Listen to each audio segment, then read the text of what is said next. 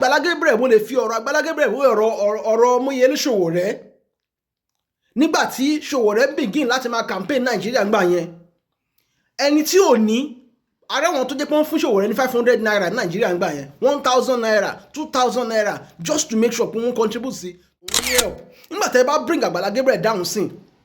tọ́pọ̀lọpọ̀ yóò dẹ̀ ní mind àti ṣe nǹkan tó ń ṣe so àwọn tó ń gbìyànjú àti help yẹn ta ló fẹ́ máa ṣe kíní yẹn lọ. Mo kí gbogbo wa lọ́kùnrin lóbìnrin lọ́mọdé àti lágbàlagbà káàkiri àgbáyé níbi gbogbo ti tẹ́lẹ̀ àǹfààní láti wo fídíò yìí. Mo kí wa pé a kú iṣẹ́ ìní àdẹ̀kú ìpalẹ̀mọ́ ọdún. Ní àgbà àkókò yín láì fà wá lákòókò dùn mo rí àwọn fídíò kan láìpẹ́ yìí mo ti ń ra àwọn kan tẹ́lẹ̀ tí mo fojú fò dá ṣùgbọ́n tí mo tún wá padà ń rí àwọn míì ló jẹ́ kí n wá ṣe fídíò tí mo fẹ́ ṣe yìí. Fídíò yóò yẹ lórí ọ̀rọ̀ pásítọ̀ kan tí wọ́n ń pè ní Agbala Gabriel. Bẹ́ẹ̀ ni tí mo rí tọ́pọ̀lọpọ̀ ohun kan tí ń jáde wípé lágbájá báyìí scammer ni kinní kan ni ìgbádà kan ni kò dẹ̀ yẹ lẹ́yìn wípé pásítọ̀ yẹn lọ sí London láìpẹ́ yìí ó padà dé tán lábẹ̀ sí ní gbọ́ oríṣiríṣi tá à ń gbọ́ yẹn àwọn tá à ń gbọ́ tẹ́lẹ̀ before that time kò fi mí nígbà tó jẹ́ pé ẹni tó ní ọ̀rọ̀ gan kò tiẹ̀ wo ibi tán wà kò rí tí wọ́n rò ṣùgbọ́n ilé tí wọ́n padà wá ń sọ àtàwọn tatu rò pé bóyá wọ́n lọ́gbọ́n wọ́n tún dàgbà díẹ̀ ṣùgbọ́n tó jẹ́ pé ibì kan náà máa ń dá ronú sí gbà míì lóòótọ́ Yorùbá ti sọ pé àgbà ọ̀kọ́gbọ́n gbà míì ẹ̀ tọ́lọ́ bá fún lọ́gbọ́n nìkan ló máa ń ní ọgbọ́n lórí bẹ́ẹ̀ ni. So Pastor Agbala Gabriel táwọn kan pè ní scammer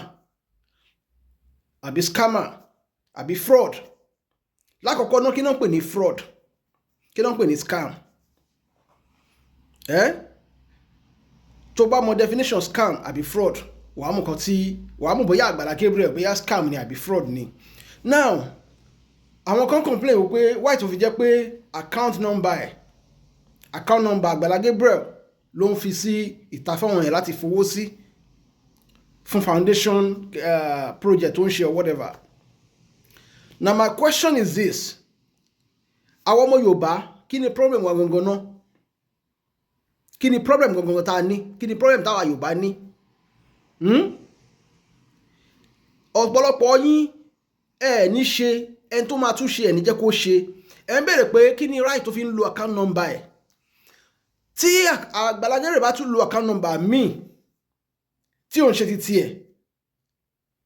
tó bá ní problem bóyá ẹni tí account tó ń lò àbí whatever tó bá ní problem bóyá ẹni tó ń lo account number ẹ̀ tó bá gbówó yẹn sá lọ ẹ̀yìn náà lẹ́bàá padà máa bùngbà tó bá yá pé bóyá òun àtẹni ẹ̀gán jọ mọ̀ sí ni àbí kẹ́ ẹ máa sọ wípé why tó fi máa lo account number ẹni tí ò trust meanwhile anybody tó bá gbówó àwọn èèyàn sá lọ á di problem fúnra rẹ̀. Now ẹ sọ pé scam ni Agbala Gabriel ṣé ìyá gbóǹkan tó gbó wá sórí program wọn scam náà ni ohun tó náà fẹ́ ṣe fún ìyá yẹn kò ṣe fún bàbá kí ló ti ń pè é parí olódó àríkọ tí Agbala Gabriel ṣe fún parí olódó àríkọ tó ṣe fún Muyideen tẹ́ ń sọ sọ́pọ̀lọpọ̀ yín sọ pé bóyá kinní kan ìgbádà kan àwo kan ni àwọn tó mọ Muyideen tipẹ́tipẹ́ ní ibi tó ti ń ta kinní bẹ̀ yẹn wọ́n ń sọ̀rọ̀ lórí ọ̀rọ̀ yìí pé Muyideen ọmọ orí ìrìn ọmọ orí títì ni Muyideen láti ilẹ̀ tẹ́lẹ̀ pé kódà wọ́n mọ̀ gẹ́gẹ́ bí ẹni tó máa ń mu ọtí dáadáa pé ọtí gan pẹ̀lú nǹkan tó bá yẹ̀ jẹ́ débi kó tó di pa Agbala Gabriel ó rí iye lọ́pọ̀lọpọ̀ yín sọ pé scam ni wọ́n plan ẹ̀ ni ẹ̀dẹ̀ kí n ṣe investigation lórí ọ̀rọ̀ kẹ́ tó wá máa sọ ọ̀rọ̀ ńgbà míì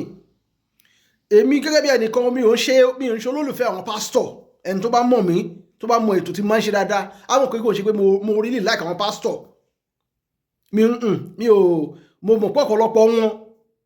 wọn kọ ọgbọ́n àti jẹ lóòótọ́ Agbala Gabriel tẹ́ ń sọ yẹn kò lè sọ pé òun ò kì í rí jẹ nínú nǹkan tó ń ṣe ibi tí yẹn bá dẹ̀ ti ṣe ló ti máa ń jẹ bọ́ ẹ̀ lè expect kó jẹ́ pé á lóun ṣe charity ṣé tó bá téèyàn máa ṣe foundation inú ẹ̀kọ́ lóun náà àti inú ẹ̀ tó bá rí jẹ́ ń bẹ̀ ṣẹ́ṣẹ́ wá wà ń bẹ̀ ni. Nǹkan tó jẹ́ káwọn èèyàn máa support Agbala Gabriel tó ń rú ọ̀pọ̀lọpọ̀ yín lójú tó jẹ́ Agbala Gabriel fi ń rí support ọ̀pọ̀lọpọ̀ ní wípé gbogbo tó ń ṣe ó máa ń ṣe with clarity, ó máa ń ṣe tó máa ń hàn sáyé pé nǹkan bàbá yìí wá fẹ́ ṣe nǹkan bàbá yìí wọ́n á dẹ̀ rí nǹkan tó lóun fẹ́ ṣe á dẹ̀ ṣe. Agbala Gabriel mo lè fi ọ̀rọ̀ Agbala Gabriel wé ọ̀rọ̀ Muyele Sowore nígbà tí Sowore begin láti máa campaign Nàìjíríà ńgbà yẹn ẹni tí ò ní ara wọn tó jẹ́ pé wọ́n fún Sowore ní 500 naira ní Nàìjíríà ńgbà yẹn 1000 naira 2000 naira just to make sure pé wọ́n contribute sí torí pé Sowore náà show clarity ńgbà yẹn ó ń show pé òun jẹ́ èèyàn tán lè trust ó fi ra ẹ̀hàn pé ẹni tí ẹ lè trust ní mí ló jẹ́ kí àwọn èèyàn máa contribute fún gbà yẹn. So tẹ́ bá wá ríyàn wọ́n ẹlòmíì tó lóun send 500,000 Agbala Gabriel tó gbéyàn jáde tẹ́ni yẹn sọ pé àwọn máa fún ẹni báyìí ní 100,000 naira is because wọ́n rí pé Agbala Gabriel jẹ́yàn tó wà straightforward báyìí ni. ẹ má ṣì mí gbọ́ Agbala Gabriel kì í ṣe áńgẹ́lì, is not a saint, ó lè níbi tó bá kù sí.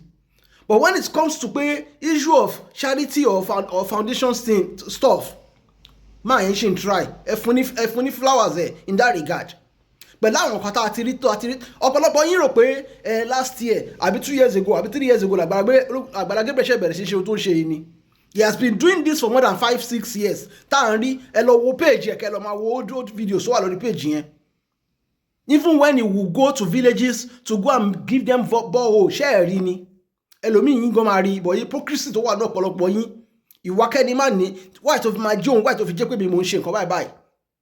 tó ń dà ọ̀pọ̀lọpọ̀ yín láàmú ó jẹ́ kí kò ní jẹ́ kẹ́ ẹ sọ nípa ẹ̀. A lọ sí school àwọn ọmọ school t'Agbala Gabriel tó gádà láìpẹ́ yìí tó lọ ń san school fees wọn bí ó tẹ̀ jẹ́ pé òun kọ́ ló ń sanwó yẹn bó tẹ̀ jẹ́ pé òun kọ́ ló owó ara ẹ̀ kọ́ ló fi ṣe owó yẹn but he's using his personality tó ti build reputation fúnra rẹ̀ ló jẹ́ káwọn èèyàn lè máa contribute fún now. Ọ̀pọ̀lọpọ̀ yín ẹ̀ lè jáde because ìwà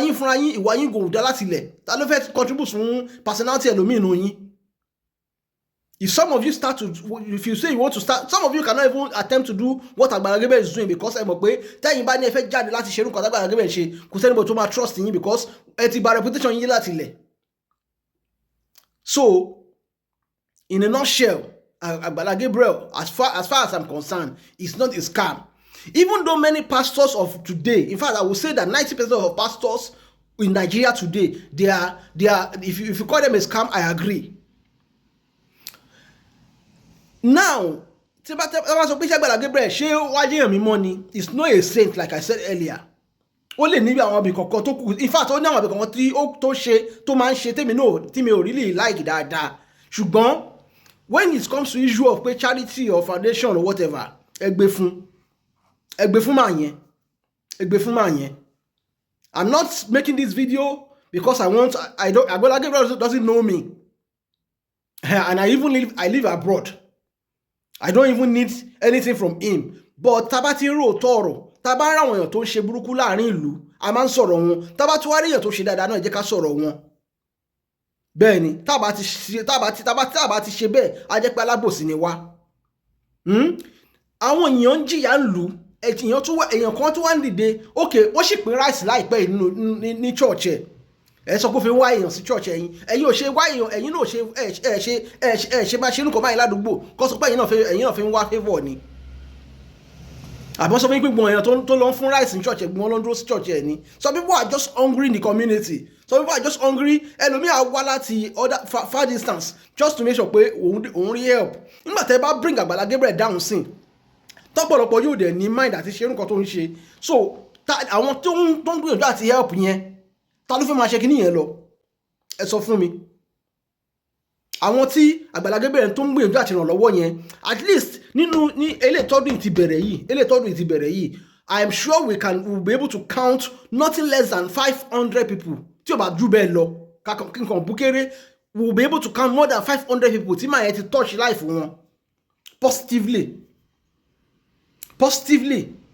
téèyàn bá ti wá ń ṣe dáadáa tí dáadáa yẹn bá ti pọ̀ ju àìdá ẹ lọ ẹ máa fojú fo àìdá yẹn kúrò ni. Yes, because ilé ayé tẹ wà ẹ ok ṣé Nàìjíríà da náwọn èèyàn ń lọ síbẹ̀ yẹn already lọ́nà bá Agbala Gabriel ni. Nígbà tí ìlú ọba ti wá da ojúṣe ìjọba tíjọba kọ̀ láti ṣe ìjọba ló kùnà tó jẹ́ kí Agbala Gabriel máa rí nǹkan tó ń ṣe yẹn ṣe. So nígbà tí ìjọba ti wá kùnà does that mean that people should die without help? Ogun tẹ́yìn ń ṣe yín sìn tí irú Agbala Gabriel bá ẹlòmíì tó bá ní mind láti máa ṣe irú nǹkan Agbala Gabriel ń ṣe yẹn nígbà tẹ́yìn bá bẹ̀ sí ní attack Agbala Gabriel ẹnìyàn wò pé ṣé tó náà bá bẹ̀rẹ̀ irú nǹkan báyìí wọn ni sọ pé nǹkan báyìí lòun ṣe then àwọn tó yẹ kẹ́ni yẹn help wọn ò ní rí help tó yẹ kán rí. ẹ jẹ́ ká máa gbà fúnra wa Yorùbá ẹ jẹ́ ká máa gbà fúnra wa àìkí fẹ́ gbà fúnra wa ló mú ká máa ṣẹ̀tánú ẹlòmíì tó bá ti ń rí ṣe jù wá lọ díẹ̀díẹ̀. ọ̀rọ̀ mi ò ju báyẹn lọ ẹ bá mi pín ètò yìí kó kan gbogbo àwọn tí wọ́n tu ẹnu àbùkù kan Agbala Gabriel lára àti Agbala Gabriel fúnra wọn ẹ ṣé ẹ bá mi pín ètò yìí Ọlọ́run á bùkún gbogbo wa ó dàbọ̀.